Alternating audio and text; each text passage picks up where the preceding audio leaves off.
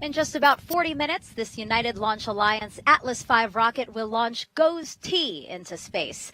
The satellite will continue nearly 50 years of protecting people and property from severe and potentially deadly storms. Welcome and thank you for joining us here at Kennedy Space Center in Florida. I'm NASA's Megan Cruz. The rocket's right there on the pad behind me. And this is Kevin Fryer. He's with NOAA, the National Oceanic and Atmospheric Administration. Great to have you here, Kevin. Great to be here, and thank you for having me. It's kind of cold, though. A little windy. A little windy, absolutely. I think that's going to be the biggest concern for the launch today, but so far we are 80% go, so I hope that we can see this thing launch today. Yep, that's great news. Kevin is here because GOES-T is a NOAA mission. NASA and NOAA have been launching GOES satellites since 1975, right? Yeah, it's an amazing relationship that we've been able to have with NASA. Over the past 50 years, the one thing that we can say is that we've actually saved lives as a result of that. We've also obviously moved the science forward with advanced satellites, but for the most part, what we like to hang our hat on is that we've saved lives. Yeah. GOES-T is the third in a series called GOES-R. You know, you're the chief of staff of that program. Can you tell us a little bit about that series? Sure. Within the program, we like to say that not only can we provide you with a big picture, but we can also read the fine print. Again, being one of the most sophisticated satellites in the geostationary orbit, our capabilities are basically to provide you with a constant view of the Earth. In our case, we're able to look at half of the globe, and in doing so, we're also able to inform you on the environmental changes over time. So GOES-T is going to be looking at what happens here on Earth in terms of terrestrial weather, but also space weather? Right. That's another reason why we're incredibly excited about this package that we'll be able to launch today. Not only are we improving what we can see on Earth, but also what affects us from space. And space weather does really affect us. I learned that while I was researching this mission. So I'm interested to hear more about that, and we will learn more about it later in this broadcast. Plus, how you benefit from GOES data every single day. Also, if you have a flight to catch, GOES satellites play a crucial role in deciding if it's safe to fly. And we also have a fun game for you to play while you watch the broadcast and the launch. This here is a bingo card that you can print out by just scanning this QR code you see on the bottom right-hand corner of your screen. We also have the website there if that's easier. That's scijinx.gov/GOES-T-launch. NOAA has a list of words that we've incorporated into this show, so be sure to listen for those words and see which family member or friend wins. But first, let's meet the talented team of people helping to cover today's launch. We have meteorologist Arlena Moses monitoring the launch weather. NASA's Leah Martin will introduce us to key players in the GOES-T mission. And we also have our NASA launch commentators, Daryl Nail and Mick Woltman, inside with the launch team there. You know, Mick is an engineer with NASA's Launch Services Program, which is managing today's launch. So, guys, the 2-hour launch window opens at 4:38 p.m. Eastern Time. How are we looking? We're looking great so far, Megan, and thank you. Welcome into the Atlas Spaceflight Operations Center here at the Cape Canaveral Space Force Station. Mick Woltman, as you mentioned, LSP engineer extraordinaire and Appreciate rocket that, guru. Appreciate that, Daryl. So far, it's good to have you back into the broadcast booth for another launch, and so far, so good. So far, so good. We just entered the T-4 in holding. This is a 30-minute built-in hold where the team is going to, look at the vehicle and finalize last-minute preparations as we head down to T0 this morning. So the team's done a great job, been on console for several hours, and has gotten this rocket ready to go. So looking forward to this. That shot from the ground there, looking up at the rocket, you can see the skies are blue. We've got some clearing throughout the day. Started off windy and a little overcast, but there you see the clouds moving across the pad. Very light, very scattered. Now we want to tell you where we are. We are in the nerve center of where launch is happening. We're going to turn around in our seats and wave at the camera.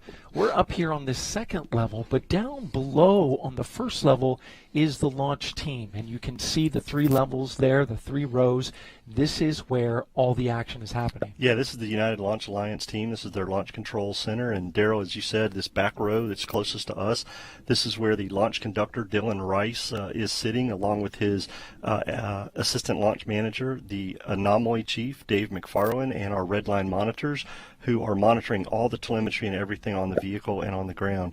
In the middle row, you have the team that is working both the first stage booster and the second stage Centaur propulsion teams there, and in the front row you have flight control and electrical systems that are monitoring the guidance, nav, avionics, and all the electrical systems on the rocket. So as you can see, a lot of team members from United Launch Alliance to work this Atlas V. And they've been quite busy for the past few hours making sure that the fueling operation has gone smoothly. And they were also on console yesterday, Mick, when we rolled this rocket from the vertical integration facility to the pad. We got a little video there, and you can see there it is, the Atlas V coming out, all 200 feet tall rocket coming out of the vertical integration facility and rolling about a third of a mile out to the launch pad. Nick, you were out there. Pretty smooth operation. Yeah, it was. The team did a great job making that trip about 1,800 feet to the pad, traveling about a half a mile an hour on the mobile launch platform and everything there. And team did great getting that out there and ready for RP1 tanking and then launch today. You look at the rocket there, and it carries a special dedication today. Mick, it holds the name of a former ULA employee by the name of Mark Tim. Mark started his long aerospace career with the Boeing team in 1987, but after a decade in Denver, Colorado, he transferred to ULA's facility in Decatur, Alabama. That's where Mark Tim supported the ULA's fleet of rockets, including the Delta II, Delta IV, Atlas V, and Vulcan. There you see him in the middle, surrounded by NASA astronauts. Mark Tim passed away in 2020, and he's missed by all those who had the pleasure of working with him during his 30-year career in aerospace. And Mick, you knew him. Yeah, I got to know Mark when he was in the Decatur facility, and I'll tell you, he was an extraordinary person. The team will miss him, and our heart goes out to the family and everyone that worked with Mark. He was a great guy. And just wrapping up, we are on time and on schedule for a 4:38 p.m. Eastern Time launch of this Atlas V rocket. A beautiful shot from a drone there. We are ready to roll. We'll have the LSP NASA Launch Manager poll here in just a few minutes, but for now, back to Megan. Thank you both. And now for a check on the weather, here's Launch Weather Officer Arlena Moses from Cape Canaveral Space Force Station's 45th Weather Squadron. Arlena, this launch weather you're about to report out, forecasted with data from GOES satellites, right? Yes, that's correct, Megan. In fact, right behind me is a great example of the type of imagery that we get from the GOES satellites. In this case, because we're here in Florida, this is from the GOES East satellite, giving us a great view of what's going on across the Cape and East Central Florida this afternoon. Now, as mentioned earlier, we did have quite a bit of overcast clouds and some low clouds out there earlier today, but as our satellite imagery is showing, we've scattered out pretty nicely with only a few clouds as a concern as we go to the remainder of the launch countdown. The trade-off, however, for those clearer skies and partly sunny conditions is that we do have pretty breezy conditions out there. Sure, anybody who's outside across the Cape this afternoon is experiencing. And those are going to be our primary concerns as we go forth into the count for the remainder into the launch. Now, if we take a look at the forecast here, we're going to be looking at those pretty gusty northerly winds from about 26 to 32 mile per hour range. Temperatures about on point for this time of year here in Central Florida, where temperatures are going to be in the upper 60s to around 70, which will feel a little bit cool if you're outside with that, but for launch concerns, not a big deal. As I mentioned earlier, liftoff winds are going to be our primary concern, with a smaller concern for some of those passing cumulus clouds. But overall, we have an 80% go for weather, and things are looking good. And so hopefully good launch. Keep our fingers crossed. Back to you guys, Megan and Kevin. All right, you said fingers crossed. We're doing it. Hey, Yeah. Where are your fingers? Okay. Arlena, thank you again. Quick check of the clock. We are now at L minus about 28 minutes to go before we launch GOES-T.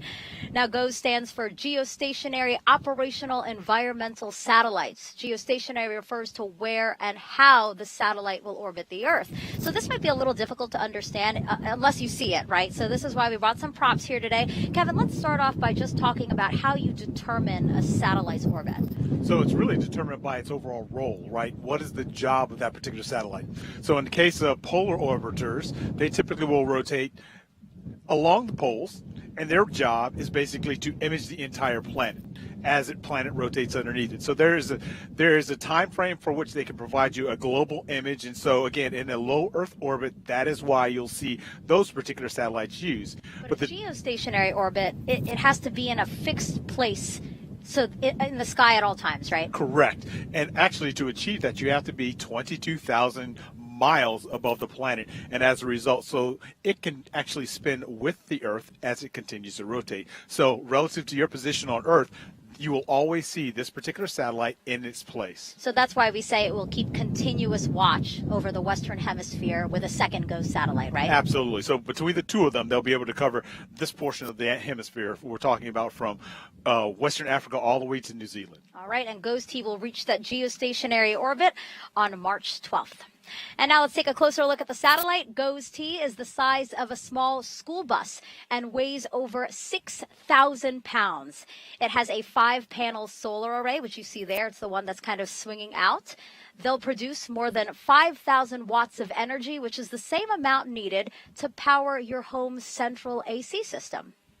GOES-T has 6 advanced instruments that can analyze weather hazards and environmental conditions. The plan is for GOES-T to replace one of 2 GOES satellites already in orbit that together protect more than 1 billion people in the Western Hemisphere.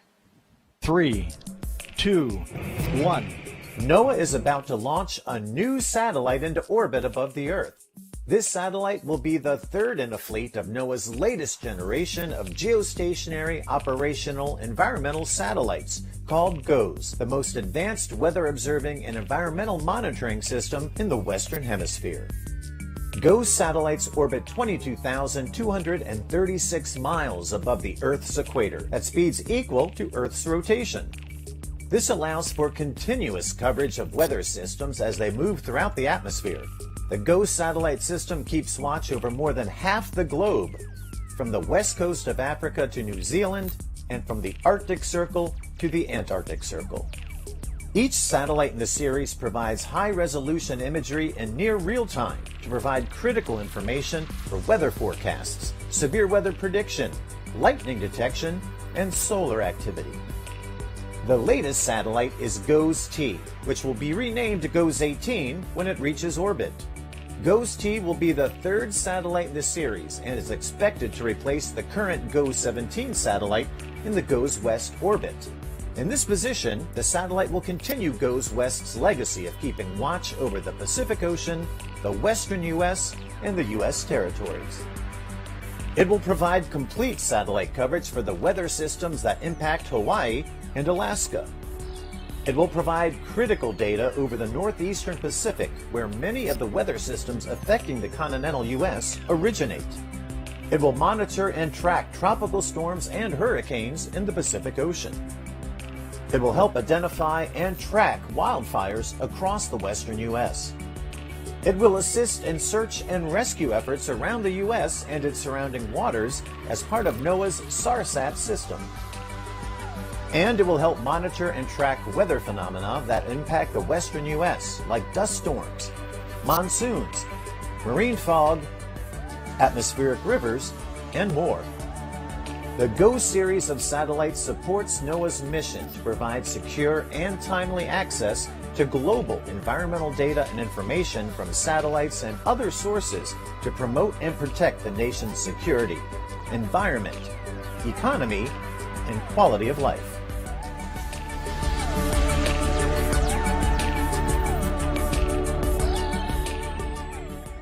GOES-T's instruments will gather data that can help in so many different ways, as you just saw. For more on that, let's hear from NASA's Leah Martin. Thanks, Megan. I'm here with Pam Sullivan, NOAA GOES-R Program Manager. Pam, thanks for joining us today to give us some insight onto this mission. Oh, it's great to be here. Thanks for having me. So we've heard that there are 6 advanced instruments on board GOES-T. Can you tell us a little bit about them? Sure. Let me tell you about our most revolutionary instrument, the Geostationary Lightning Mapper. It's actually the first time we've had this capability on orbit, and this instrument is watching the Earth, taking pictures 500 times a second to look at lightning. And because it is a new instrument, we're actually learning new and interesting things about lightning as a phenomena. For instance, we've seen that large wildfires can generate their own lightning. And the GLM has also shown us that lightning strikes can be really, really long. For instance, GLM recently measured a lightning strike that was more than 470 miles long, stretched from Texas over to Mississippi. Wow. And so having that type of information, 500 images per second, that's almost like having maybe like a stop motion film. What can we do with that information once we have it? Yeah, well, the important thing, of course, is what the forecasters can do with it. And they use the GLM data in conjunction with our advanced baseline imager data and some other data. But they look, when they're wanting to see if a storm is intensifying, they're looking at that lightning signature, and they're looking for what they call a lightning jump, when the amount of lightning strikes increase dramatically, because that indicates that the storm is likely to be becoming more severe and may spawn dangerous tornadoes. Oh, wow.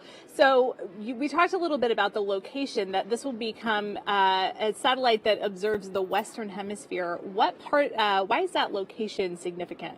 Well, yeah, specifically GOES-T is going to go into service as our GOES West spacecraft. So it'll be stationed over the equator, a little bit off of the west coast of the U.S. And as you know, most of the weather in the U.S. moves from west to east. So that Western satellite is really important as giving us an upstream view of what's coming. So that's a big part of it. But the other thing, GOES-T will also see dangerous conditions that are particular in the west, like wildfires and smoke, dangerous dust storms, and also the phenomena of atmospheric rivers. That's incredible. And so some of these instruments that are on board that are advanced, they're actually an advancement from current satellites that are in orbit now. Is that correct? So the GOES-R series, compared to the previous generation, is much more advanced. The advanced baseline imager generates 60 times more imagery, and then the lightning mapper, as I said, is a brand new capability.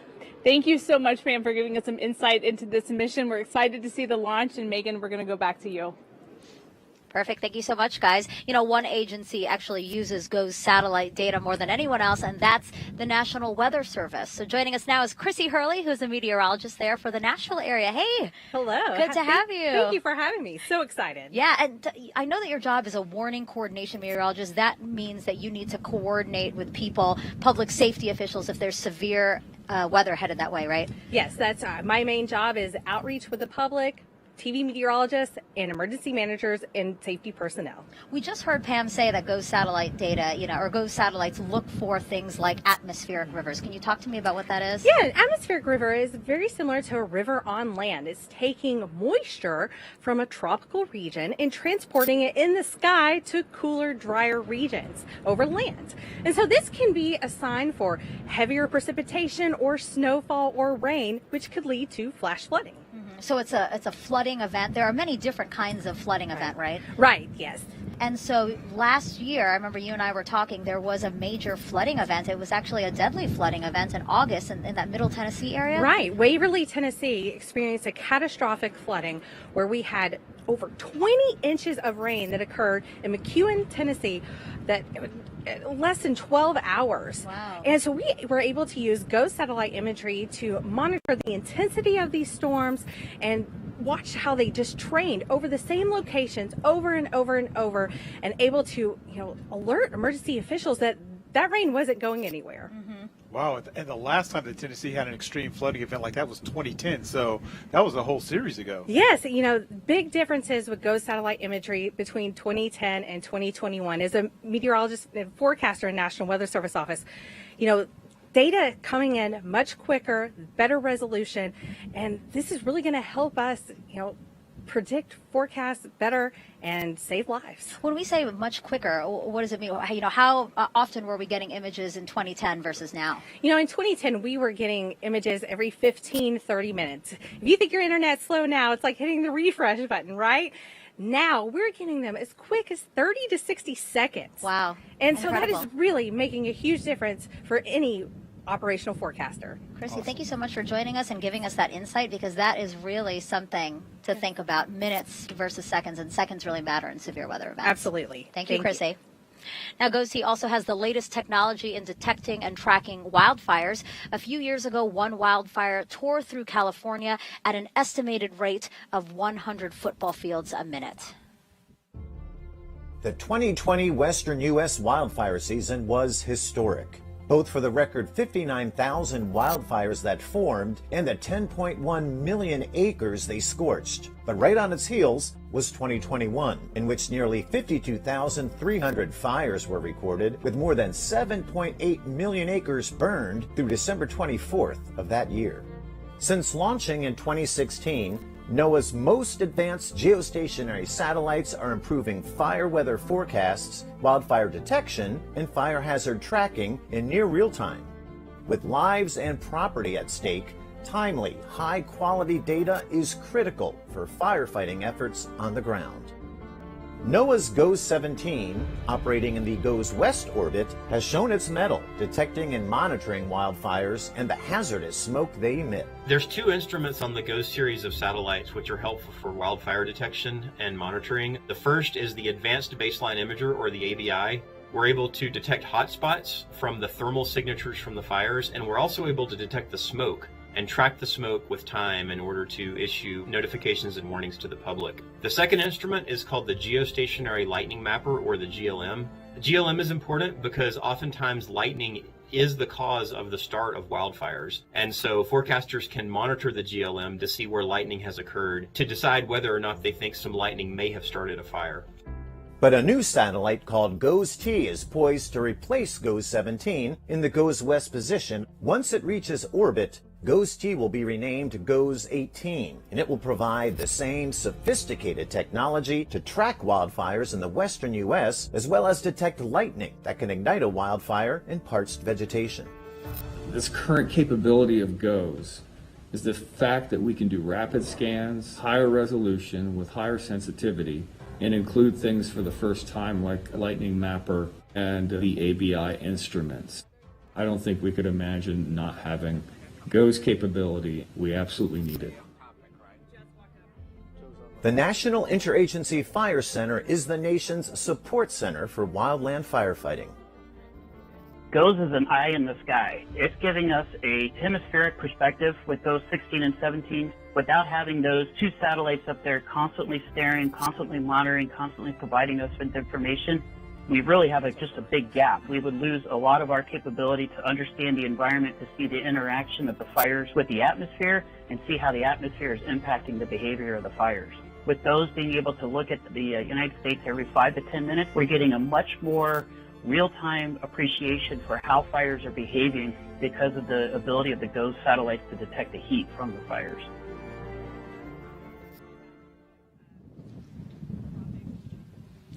Kevin, we were talking earlier, and you told me that oftentimes GOES satellites, even at 22,000 miles above the Earth's surface, they can sometimes detect fires before people on the ground even know that they're there.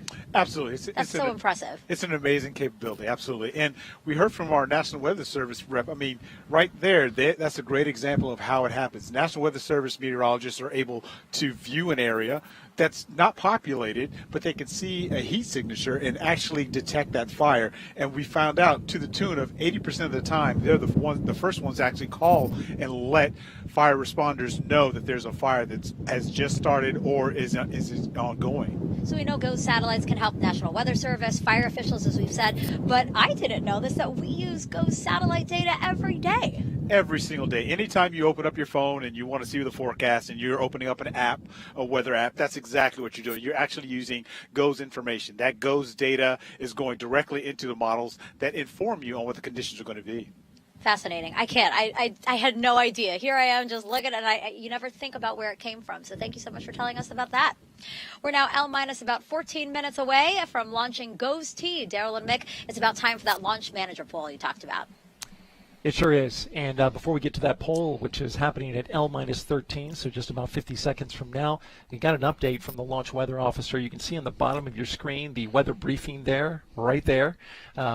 They talked about the winds. They're still pretty up, but the clouds have dissipated, so we are now at 90% go for launch, improving from that 80% earlier that you heard reported. But Mick, still got a 10% because we are watching those winds. Yeah, as you can see in the forecast there, where Megan and Kevin are, the winds are still here on the ground, blowing pretty good. The team is continuing to monitor those, but yeah, I'm glad to hear that 90% go. Winds for upper level, and they will remain green through 2218 Zulu, so significantly into the window. And then we could get a later update should we need it. Listening to looks like we have very improved ground winds additionally, so we look great for weather. We've had a really good ground propellant load today, and very, very little activity on the range instrumentation. So with that, I would like to now conduct the GOES-T launch poll. NASA CE. NASA CE is go. Copy NASA CE, SMA.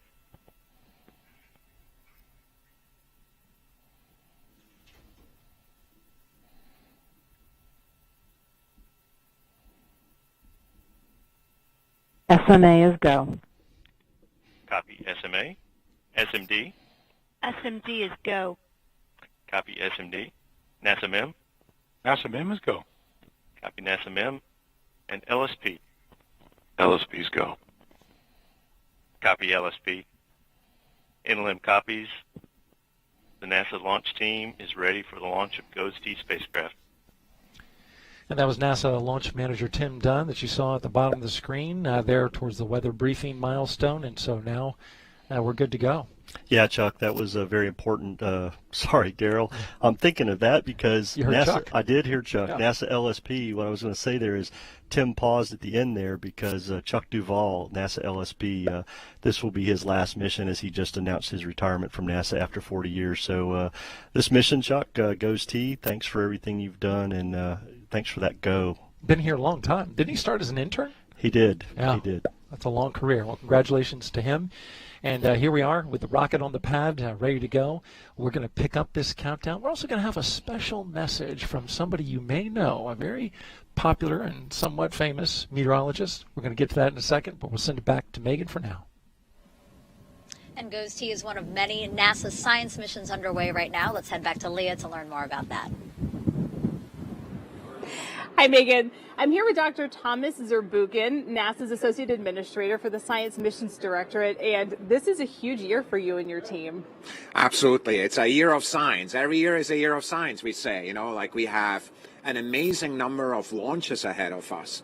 In fact, Tropics, which is 3 launches. We have Maya, we have Emmet, we have JPSS. And you see the theme, it's all Earth science-related launches, some of them in partnership. We also have Psyche, Yes. and then first light of the James Webb Space Telescope, as well as many other, highlights this year alone. Yes, and so many of the missions that you just mentioned are actually tied in to both weather and the environment. Why is that important for NASA and the work that we're doing? From the beginning, NASA was about exploring the universe, but also exploring and understanding our own Earth and providing service for that. And the launch today, as well as many of the launches in the future, are precisely about that, understanding our changing planet, the system of systems. Everybody we love is right here. Our entire history is right here on that planet. So we want to understand and help protect it as we go forward. And so the information that we get from these launches, how will we use that? So the information we get from these launches, we use to get a better understanding in many areas. Of course, understanding, for example, Emmet, about the aerosols that are in the air. Where do they come from? We know they relate to precipitation in many areas. Like, how do they get transported globally? Maya, my daughter has asthma. It's about pollutants, learning from space, how to predict those and provide information for my daughter and the many others that suffer from asthma and so forth. That's precisely, each of them has an application like that, set of understandings that we want to bring to the table. Complex science has a very simple application here on life on Earth, for life on Earth. So we also heard that the information that we're going to be capturing from these satellites is going to be available to the public as well. Absolutely. Everything we do here in Earth science and all over the science portfolio is information that is made public. We want scientists of all training levels, learners of all ages, to be able to look at this. But we also believe it's really important to trust the science. You should be able to look it up yourself and understand it. We think that's a really important part, and we've led that. We're actually moving from open data to open science. So we actually even make in the future the codes available that provide the actual predictions and the information that is there. It's incredible using this information in conjunction with other information to give us the best picture possible. Dr. Zurbuchen, thank you so much for joining us today. We're looking forward to this launch. I'm sure that you are as well. And we really appreciate you being here. Thanks so much, Leah. Absolutely. Megan, we'll send it back to you. Thank you both. And now taking us the rest of the way of the launch countdown is Daryl and Mick. Guys, take it away. All right, thank you, Megan. L-7 minutes and 50 seconds until liftoff. Welcome back inside the Atlas Spaceflight Operations Center, the launch team right behind us working this launch. And so far, things have looked really good and sounded good over the nets. Yeah, everything sounded great. The team is continuing to finalize their work as we get ready to pick up the count at T-4 and sync up the L clock and the T clock. We're coming up on that launch conductor poll at L-7 minutes with Dylan Rice. So I'm looking forward to hearing all goes from the team to get GOES-T on its way. You can look at the bottom of our screen. You can see the milestones as we count down to liftoff. We are coming up on polling, which is at L-7 minutes. In just a few seconds, we're going to pull up the poll on the right side of the screen and count it down. 7 minutes. Status checks proceed with terminal count. Atlas systems. Propulsion. Go. Hydraulics. Go. Pneumatics. Go. LO2. Go. Water. Go. Sensor systems. Propulsion. Go. Pneumatics. Go. LO2. Go. LH2. Go. ASGAS. Go. Electrical systems. Airborne. Go. Ground. Go. Facility. Go. RFFTS. Go. Flight control. Go. GCQ. Go. Operation support. Go. COM. Go. Umbilicals. Go. ECS. Go. Redline monitor. Go. Quality. Go. Ops safety manager. Go. ULA safety officer. Go. Vehicle system engineer. Go. Anomaly chief. Go. Range coordinator. Clear to proceed. Launch director. You have permission to launch. Proceeding with the count. ALC, verified T0 is set for 21:38 Zulu. Verified. ULA launch conductor Dylan Rice getting green across the board. Yeah, that was great to see Dylan choreograph that poll, the culmination of several hours of work by this launch team, and then hearing Launch Director Tom Heater from United Launch Alliance giving that ready to proceed for launch today. So very excited and happy here to hear that as we get ready to pick up the count. As we look outside at the rocket, we can see those blue skies. The clouds are moving a little bit, very, very slight amount of clouds. You don't see it here, but we're looking at blue skies. You can see some of them there. They're moving. That's representative of those winds. But as we know here in Florida, it's such a beautiful time of year in March. But Mick, 3 months from now, it'll be the start of hurricane season, which is a concern for Florida and everyone along the Atlantic seaboard and in the Gulf states. Yeah, and I'll be very happy to have GOES-T up there in the west. As Kevin was saying, you know, all weather moving west to east, so getting GOES-T into proper position to follow those weather activities will be a great asset for everybody from a personnel safety standpoint. And the public really relies on the public broadcasters who come out and give us that information about what's going on. And we have one of the more popular meteorologist that you may have heard of sent us a pre-launch message. Take a look at it now. Hello, everyone. I'm meteorologist Jim Cantori from the Weather Channel Television Network, and I am so excited for the GOES-T launch. Meteorologists and weather anchors like me across the country depend on GOES data to bring you your daily weather forecast, but also to keep you and first responders safe during severe weather events. Accurate and timely forecasts are crucial, and that's not possible without satellites like this one. Godspeed, GOES-T. 3, 2, 1, mark.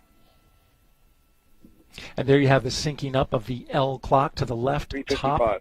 and the T clock on the right-hand side. They are in sync, Mick, and that means we are starting up and really close to ready to go. Yes, this is a very thrilling time for us, Daryl, as we get ready to perform a lot of activities here. The team's going to finish tanking and topping the vehicles, securing everything, getting things to flight pressure, getting the ordnance control unit armed, the flight termination system armed, getting the vehicle on internal power, which we heard a little while ago that the spacecraft GOES-T is configured and on internal power, ready for today's launch. So we'll be finalizing all these steps, the United Launch Alliance team that we talked about earlier, and they will get GOES-T ready for a liftoff at 4:38 p.m. And there you can see from that shot of the pad out over the Atlantic Ocean, you see down towards the bottom of the rocket those two solid rocket motors. There's two on this side, two on the other. This is an Atlas 541 configuration, which we know is going to provide a lot of performance with those new GEM 63s. Yeah, Daryl, the 541, as Tori Bruno, CEO of ULA, likes to refer to it as the Dominator. Those 4 solids will provide a lot of thrust as we get Ghost T off this morning. Using those new Gem 63s from Northrop Grumman will provide a little extra performance and get Ghost T on her way. You can hear the team really picking up the chatter here as we get down to the final minutes for the launch of Ghost T on board an Atlas V rocket from right here at the Cape Canaveral Space Force Station. Yeah, Daryl, we heard the team, they secured the Atlas tanks to flight pressures, secured that topping.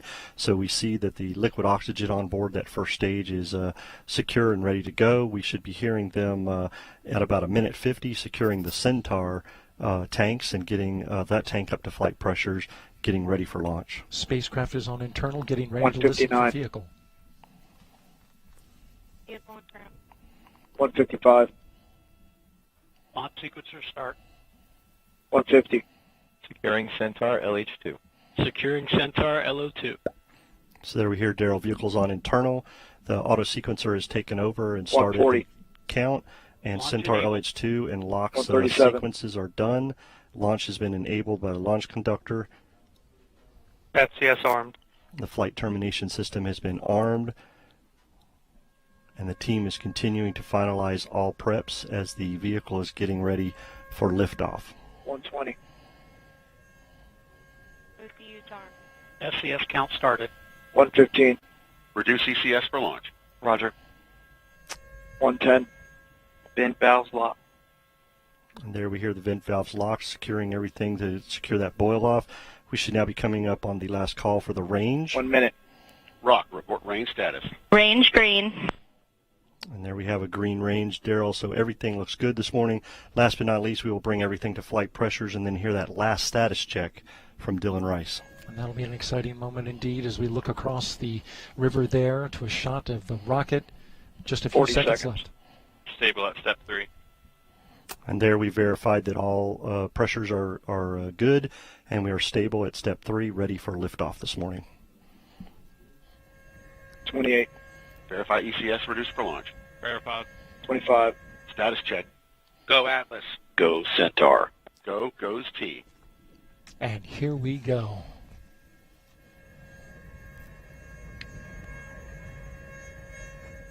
The final seconds now. 10, 9, 8, 7, 6, 5, 4, 3, 2, 1. And liftoff of NOAA's Ghost T, our newest weather sentinel in the sky to help keep us safe here on the ground. Daryl, let's listen in as we listen to United Launch Alliance Rob. This look good. Who's the flight mission commentator. View has gone to closed loop control.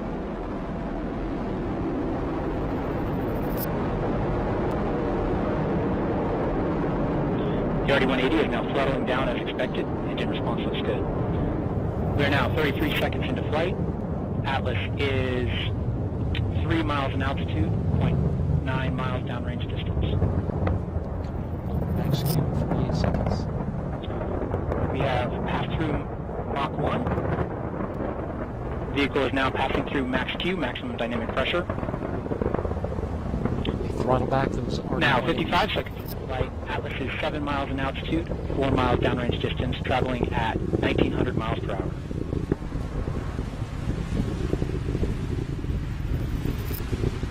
RD-180 is now throttling back up. They backed off the throttle to reduce Now the at stress 75 of the seconds rocket. into flight. Atlas is 13 miles in altitude, 10 miles downrange distance, traveling at 2,700 miles per hour.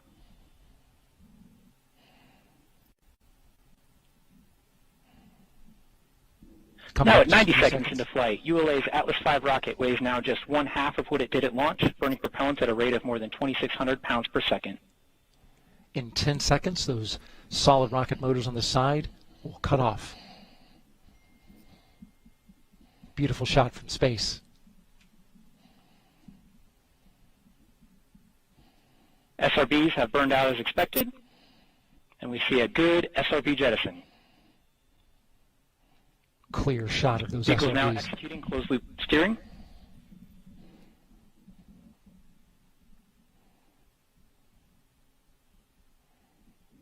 Here in a few seconds, they're going to throttle back up. Vehicle performance looks good at this time.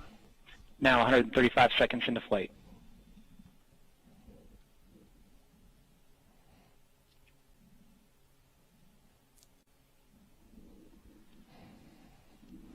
The RD-180 has throttled down slightly.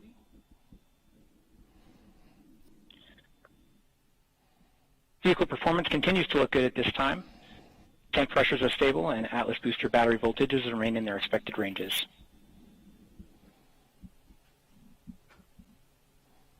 Now the upper stage is preparing for its use. Centaur reaction control system is now pressurizing to flight levels.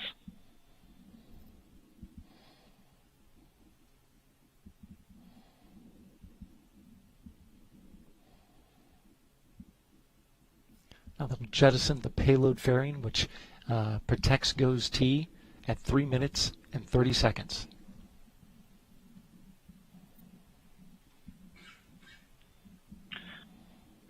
We have just over 1 minute until BECO. We're now seeing the RD-180 throttle limiting to maintain a 2.5 G acceleration limit. Standing by for payload fairing jettison.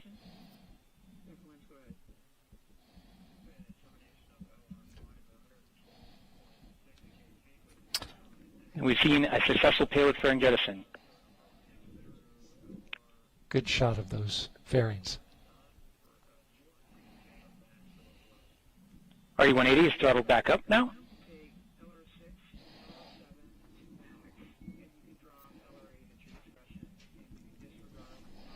And the vehicle has reached a 4.6 G acceleration limit and will maintain this level through BECO.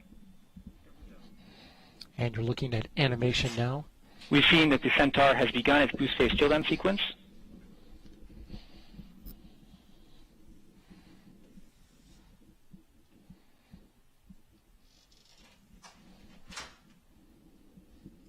Booster about to cut off.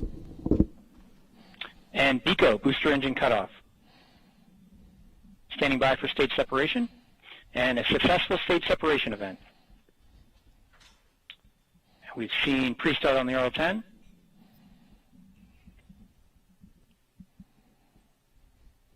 And mass 1, we have ignition for the first burn. This first burn of ULA's Centaur upper stage will place the GOES-T spacecraft into a parking orbit around the Earth. This burn will last just over 7 minutes. What a shot there, huh, Mick? Yeah, that was great, Daryl, to see all that and listen to Rob Kesselman call that flight. The first stage performed very well this afternoon, and everything's looking good. Those GEMS activity on the reaction control system as it begins its periodic firings to maintain thermal control conditioning. Yeah, those GEM 63s performed well, solid rocket boosters, and RD-180 performance well. What I really liked was when we saw the payload fairing come off. That was a great shot from the camera. Saw the payload fairing come off, and then most people probably noticed that little half cylindrical come off after payload fairings. Yeah. That was what we call the Centaur forward load reaction deck. Because the fairing, the 5-meter fairing, encompasses both Centaur As expected. and the GOES-T satellite, there's a load ring that's inside the fairing around Centaur to help keep that 5-meter fairing from flexing. So that's what you saw when you came off there. I was wondering about And the that. engine response remains nominal. I just And so received word from the trajectory and performance group that booster performance was as expected for the booster phase of flight. All right, we're going to keep an eye on this burn and listen in. But in the meantime, we'll send it back to Megan out at the host desk. If you're just joining us, welcome live to Kennedy Space Center in Florida, where we just saw GOES-T launch from just behind us at Cape Canaveral Space Force Station. And guess what, everyone? I just found out that this was Kevin's first launch. It was. How was it? It was super exciting. Almost a proud moment as an American, 20-year Air Force vet, and to be able to see this was awesome. Absolutely awesome. Yeah, I'm so glad to be here. It was very fun to watch you react. Like you were like, you were like a kid. Like oh, I have to see this. Oh wow, it was great. Absolutely. It was great. So what's next for this mission? Well, the wonderful thing about this, now that we've had a successful launch, we have about 12 days before it actually reaches geostationary orbit. So at that point, that's when we'll start our checkout phase. We'll be looking for the data to come down from the spacecraft to make sure everything checks out, that the images are correct, all that kind of stuff has to work its way through.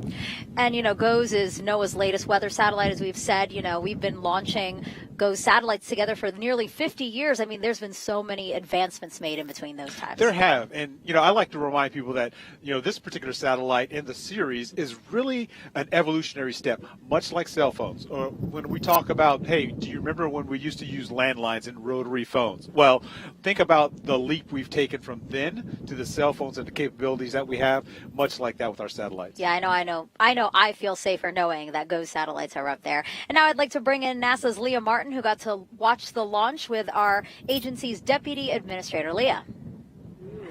Hi, Megan. Like you said, I am here with Pam Milroy, NASA's Deputy Administrator. And what did you think of that launch? So exciting. It was exciting, and it was, I don't know, I always just feel this electricity when a launch goes up. You're like, wow, people can do this. This is just the power and the majesty of it as you see it lifting into the heavens. It's always exciting. And, you know, hours and hours and months of work that go into it. Absolutely. So, you know, NASA's vision is to expand knowledge for the benefit of people here on Earth. That's the heart behind everything that we do. How does this mission fit into that? This mission is a great example of our mission in a lot of different ways. I think one of the most powerful things that we do at NASA is we partner with others to maximize the benefit of the things that we do. So this mission to launch the GOES-T satellite will enable us to have cutting-edge capabilities that are looking down on the Western Hemisphere, the western part of the United States, to ensure that the data that goes into the NOAA models around weather are optimized, they're up to date, they will affect people's lives, whether it's farmers or protecting from wildfires. But what's interesting is we're also going to take that data because we have Earth scientists who are modeling our Earth as a system and climate far out into the future. This isn't an operational weather, which is what NOAA's mission is. They do it very well. But we take this data and we also use it for the benefit of science. So it's a really synergistic partnership. And you just mentioned climate change and monitoring the changes because that is a priority for NASA. It is. It's one of our top priorities.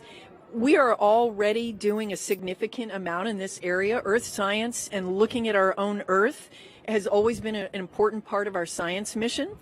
Interestingly, we also study other planets in the solar system, such as Mars, which we believe was once wet and had more of an atmosphere.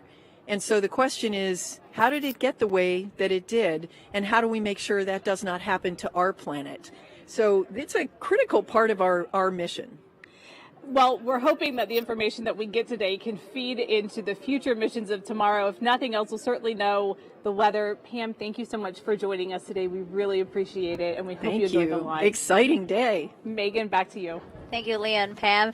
And Kevin, GOES-T doesn't just forecast the weather. We've talked about this a little bit. You know, we've talked about how it monitors the atmosphere for fog, dust storms, and smoke, and especially for wildfires. But what about like smoke and ash for volcanic eruptions? Yeah, absolutely. This past year has been kind of a revelation in our capabilities to view volcanic eruptions. In particular, probably the most spectacular example would be the Tongan. But what we also have is another example in the Caribbean where you can see not only the amount of ash that goes up, but the area that it covers. And as a result of that particular hazard becomes an aviation hazard in particular. Yeah, you can see all the smoke there. You know, weirdly enough, 2 years ago, I was traveling in the Philippines and there was a volcanic eruption there and we had to ground hundreds of flights because of it. So really, GOES helps decide whether or not it's safe to fly. They do. Again, NOAA's partnered with the FAA and they provide them with those volcanic ash, both forecasts and projections for where that ash could go. All right, we're now approaching another milestone in the ascent. Daryl and Mick, back to you. Thank you very much, Megan. And we continue to get good numbers as we monitor the flight of the Centaur and GOES-T. Yeah, things are looking really great on this flight, and coming up on MECO 1 of that Centaur engine as Centaur continues to perform nominally. We've heard pressures and everything look great. PU system has gone open loop. Here in about 10 seconds, we'll have the standing by for the end of the burn, and we have MECO. Main engine has cut off. There you go. That completes that first burn. And so now we go into about an 11-minute coast phase. At this time, the GOES-T spacecraft and ULA Centaur upper stage are in an unpowered coast phase that will last approximately 11 minutes. The coast allows the vehicle to move to the optimal orbital position in the orbit prior to beginning the second main engine burn. And what you're looking at is animation that is tied directly to the telemetry we are receiving from the rocket. Yeah, the team is using all the vehicle telemetry to look at and power this. The control system is operating at the 100% settling mode at this time. Power this animation that we're seeing, which is really good. And as we heard Rob Kesselman say a minute ago, this approximate 10-minute coast, we're in this park orbit around Earth right now as we coast around to get into the proper trajectory we want to be for that second burn, which will then send us on our way towards that geostationary spot we want to be. It'll be a longer burn, and then we've got, Daryl, that long 3-hour coast that we're going to wait around for. 3 hours, folks, between the points on the bottom of your milestone list, between MECO 2 and MES 3. That's 3 hours. It's short there on your screen, but it's a long one. As you're looking at the animation, we are in orbital darkness. The sun is blocked out, and so the animation is reflecting that at this time, so we can't see the Earth behind it. They give it that kind of accuracy in terms of its look, so the spacecraft is in total darkness, but when it comes out and those solar rays unfurl, it'll have some power. All right, we're going to send it back to Megan for now, and while we coast, but we'll be back for that second burn. Thank you both. Now, GOES-T will warn us about weather here on Earth, but also space weather. But what is that, and how does it impact us here on the ground? Take a look. So the sun, looking here from the ground, seems very constant and quiet. But actually, when we look at it from space, we can see it's quite turbulent and active. Space weather is activity on the sun and in a near-Earth space that can affect our technological infrastructure and society.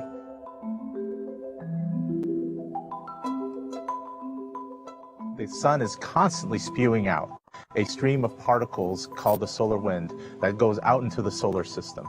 And it affects us here near Earth, where we're protected by a magnetic field. The interaction between the solar wind and the magnetic field can cause space weather. The Carrington event is the largest storm we've seen in recorded history when we're looking at space weather. But every solar cycle, which repeats about every 11 years, one estimate estimates that there's a 10% chance of getting a large storm like the Carrington event that could impact us here on Earth.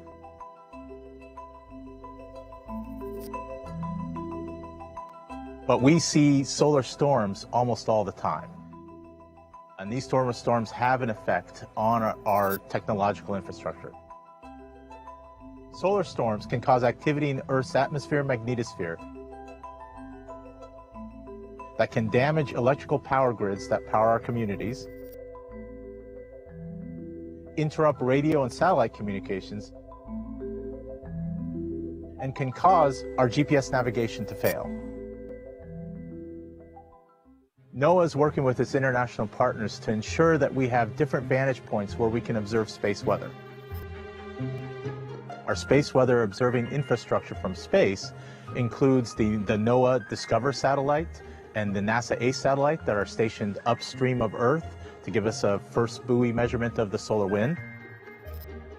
It also includes the ESA NASA SOHO satellite and the NASA Stereo satellite that image the sun and also make coronagraph measurements of the outer atmosphere of the sun, the corona, that can tell us when large explosions happen off the sun. We also observe the sun and the Earth's magnetic field from the geostationary location with NOAA's GOES.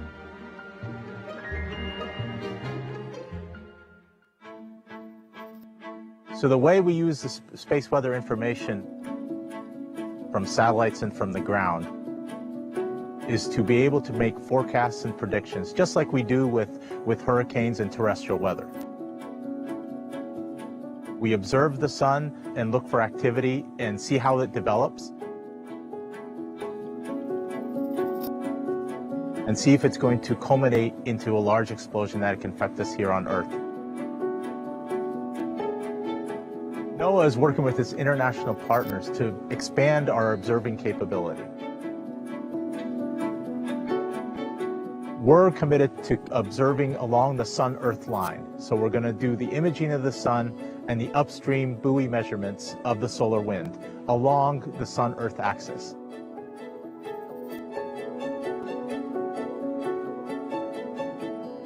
The more we understand about the sun, the more we can prepare for it and become, just like we are a weather-ready nation, become a space weather-ready nation. And as we look forward to humans exploring out into the solar system and advancing our space commerce activities, space weather becomes more and more important.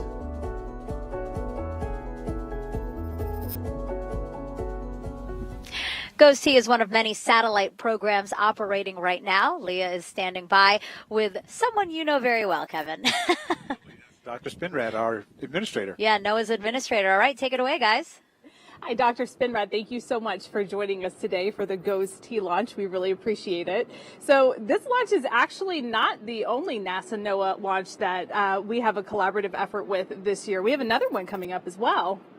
Yeah, that's right. Thanks for having me. And in fact, this next launch will be a polar orbiter, which is fundamentally different from what we launched here today. So this is, we call it a geostationary satellite. As the name implies, it's Earth synchronous. It actually follows around and looks at one spot on the Earth, if you will. And then the JPSS launch is, we call it a sun synchronous. So it actually stays at a certain sun illumination and does orbits around the pole many times to give us a different look at the Earth as it's spinning on its axis. And you take the JPSS satellite data and the geostationary data together, and it's like taking pictures at multiple angles to get a much better idea of what's happening on the planet. So that's information that we can use independently, but we can also use them together just to get a better picture of what's happening. Absolutely. Think of it in terms of being able to forecast weather, say, 2 days ahead versus a week ahead. And if you've got multiple views of the planet, you can start getting a much better handle on when hurricanes are forming, where they're forming, how intense they are, or things like atmospheric rivers forming way out in the middle of the Pacific. When will it arrive in the Pacific Northwest? So having these multiple ways of looking at the Earth gives us a lot more and a lot better information for these critical forecasts to save lives, protect property, and basically protect our American public from these natural phenomena. Now, and the system that is currently on orbit is set, I believe, to go through the 2030s. What comes after this? So we've called this series the GOES-R, the Geostationary Operational Environmental Satellite R series. There are 4 of them. We've launched the 3 here today. And after this series, we're looking at what we call GeoExo, extended observation. So what does the next generation of geostationary satellites look like? What's the newest technology we can put on there? Are there different phenomena that we can look at in the Earth system, but also out at the sun, for example, to understand what's happening with solar storms that impact us here on Earth as well? So really it's science for today while we're facing forward to science for tomorrow. It absolutely is. You think about how many years it takes to build a satellite like the GOES series, and you want to make sure that you're putting the state-of-the-art science and technology in the satellite that may not launch for 5-10 years. So what do we think the scientific capabilities will be in 5 or 10 years? And let's start working in the laboratory now to build those new sensors and those new operating systems. It's incredible to think that, you know, in just another decade or more that we could be here talking about a completely different system. Thank you so much for joining us today. We really appreciate it. Megan? Really interesting to hear about everything that's happening that we can really all learn from. It's been about 21 minutes since launch. Dale or Mick, we're coming up on that second burn now. Yeah, we sure are. And thank you, Megan. Back inside the Atlas Spaceflight Operations Center, Mick Woltman here with us, LSP engineer. We're heading towards orbital sunrise. We've been in a coast phase right now, heading over Africa, West Africa, across the southern coast there. And we've got a burn coming up in just about a minute. Yeah, this second burn is very important as it'll get us out of this park orbit around Earth and get us on our way towards that geostationary orbit we want to head for GOES-T to allow them to do their science and protect us with all those instruments they've got for weather realization. You're looking at animation now tied to real-time telemetry. the Centaur on the left part and GOES-T on the right part as it chases the sun. Nick, chasing orbital sunrise here in just a few seconds, and ULA kind of basically simulating that with a more lighted landscape. And there we hear pre-start on the RL-10 coming up from Rob Kesselman. Data showing that RL-10 is getting ready to ignite for this second burn. LOX pre-start on the RL-10.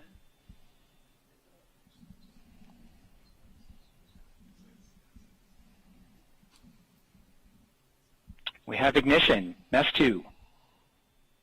All right, main engine start number 2. We have advanced across the bottom of your screen where we have all the milestones listed. We're going to burn for about 6 minutes. As you mentioned, Mick, this is really hitting the gas PU and has getting gone to out closed loop deeper into control. space. Yeah, absolutely. This is going to be the burn where we get GOES-T headed out where it needs to be, and then we'll coast for that 3-hour Vehicle period body rates are stable to get during where the we initial need part of the to burn. go, and then get ready for separation. So still a lot to go from here, but this is a very important burn for the mission. Going deeper into space, approximately 22,000 miles away from the surface of the Earth. Mick, I want to take you back. Of course, we know that this satellite here can have ability to map lightning. It's got high technology on there that's very valuable. But also, when it was on the ground, 10 thrust chamber it could have pressure. been it could have been suspect, rather, I should say susceptible. Sorry. Susceptible to lightning when it was on the ground. But Launch Services Program developed some technology to help protect it. And I was fortunate to go out to the pad. This is something that you do a lot. Go out there to the launch pad. But I was invited to go out with one of LSP's young engineers to share and install this equipment that helps protect against delays. Let's check it out.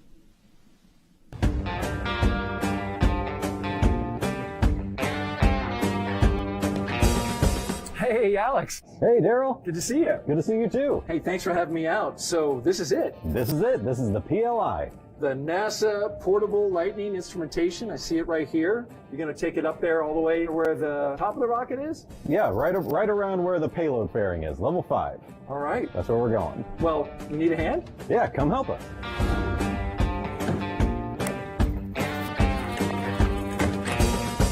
Now that we're inside the VIF and we're about 13 stories up, tell me a little bit about this box. You've got some, looks like some sensors here. That's right. So we got the current probe, which is over near the rocket, and we have 3 more sensors over here. This one is an electric field sensor. This one up here is a magnetic field sensor. And this little one over here, that's a GPS antenna. That's how we get it, make sure our data stays synchronized in time, so that we can correlate that data to all the other lightning detection networks in the area. So what happens if there's a lightning strike somewhere nearby? What does this do? So if it's close enough to cause any interference in this area, these field sensors will pick it up first. And they'll cause the entire system to take a snapshot of that data and record it. And how is that helpful? We'll know what the peak of it was, we'll know how long the transient lasted, we'll be able to calculate how much energy traveled through there, we'll have a lot more information to work on. Small box, big rocket, but it's got a big role in the whole scheme of things. It's got a big job, that's for sure.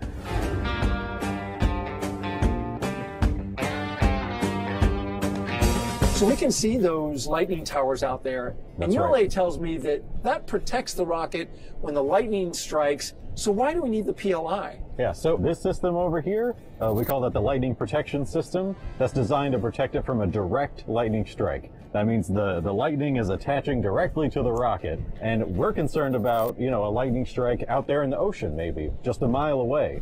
And the energy in a lightning strike is so intense, it creates these very powerful magnetic and electric fields. And those are the things we're concerned about, because that magnetic field can come through and couple into the umbilical cable. It's a huge loop. It makes a big old loop, and that's the current we're looking for with the PLI. Has the PLI ever prevented a long launch delay for a previous mission? Mars 2020 was where the data from the PLI gave the spacecraft team the confidence to go ahead and launch. So there was a lightning strike around the Mars Perseverance rocket. That's right. And you saw it? And we gathered that data, yep. And it launched on time. It did. And it's up there now. That's right, on Mars. That's right.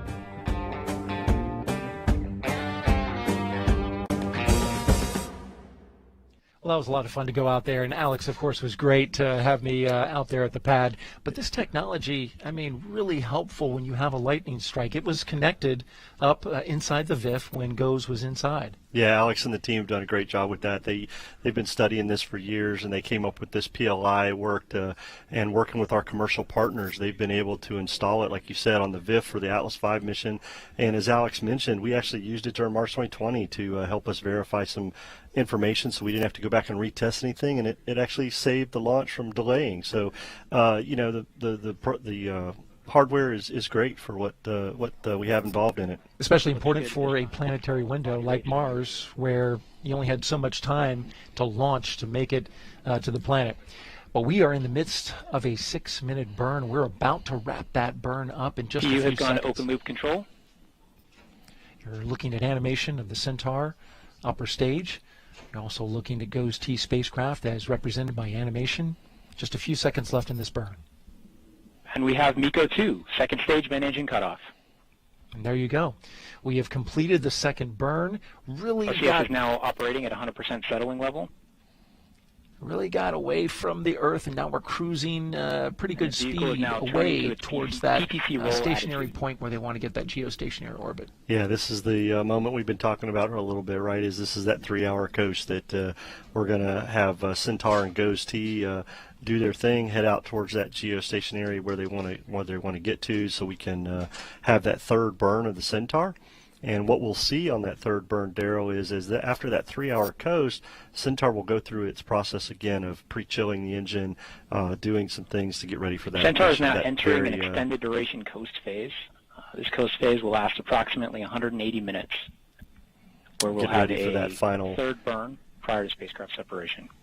Yeah, so we've now flipped the bottom of our progress bar to a countdown clock to show you and represent that 3 hours. When we return, we should be out of Africa and near the coast of Australia. So we're going to do some cruising. Yes, we are. This is, like I said, longest part of the mission, but very much needed to get GOES-T where she needs to be. All right. For now, that's going to wrap up our coverage for this initial part of the mission. We will be here throughout, listening to the loops, monitoring the launch team. Mick's not going anywhere either. Nope. He's going to lock it down, and, of course, we'll give you all the updates as we go along and then rejoin you finally after the 3 hours. But for now, we'll send it back to Megan and Kevin. Yeah, as I just mentioned, GOES-T will now coast for about 3 hours before spacecraft separation. We will stay on air for this coast phase to bring you those live animations you've been watching, as well as commentary from Darryl and Mick. You can expect those hits at the top of every hour at 6 and 7 p.m. Eastern Time. In the meantime, we have some fantastic art to show you from kids around the world as part of NASA's Space Place Art Challenge, where every month we invite kids to draw something space-related.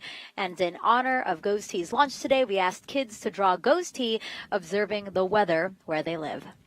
And then at 8 p.m. Eastern, Kevin and I will be back to cover the rest of the mission, so set your alarms, and we'll see you back here soon. See you then.